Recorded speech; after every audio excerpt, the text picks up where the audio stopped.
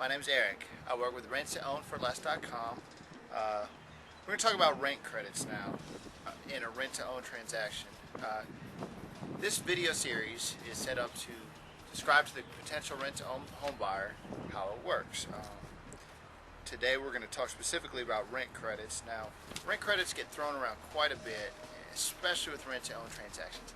Now, a few years ago you could use those for the down payment, you could use those for closing costs, you were much more free, but since the meltdown of the mortgage industry, got a little stricter. So basically rent credits can be applied towards closing costs, or they can be applied towards buying down the house. They cannot be applied towards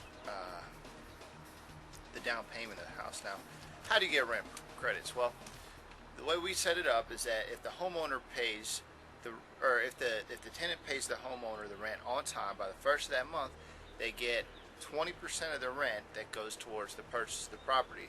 Now, I've heard varying amounts of that, but so let's say it's $1,000 rent, they pay it on time for 12 months, that's $200, 20% times 12 months.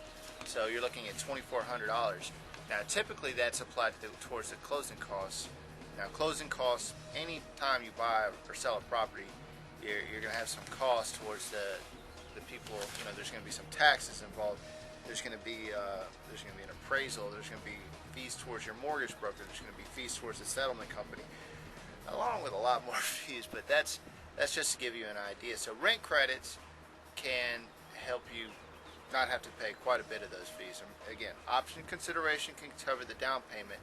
But rent credits, they're going to be typically covering your closing costs. And if they exceed the closing costs, they can also buy down the purchase price of the house. So let's say you've got $10,000 in rent credits and you only got $3,000 closing costs. Well, that other $7,000 can be used to make the price of the house lower, so it can go from $100 to $93 or to $90, just depending on the situation. So hopefully that clears up how rent credits can be used in a rent-to-own situation. If you'd like to see more information, go to rent-to-own-for-less.com. We've got a 10-part instructional video. It'll talk about some credit tips. It'll talk about some paths towards owning a house. So if you go there, again, you can get those 10 free videos. It's rent-to-own-for-less.com. Thanks a lot.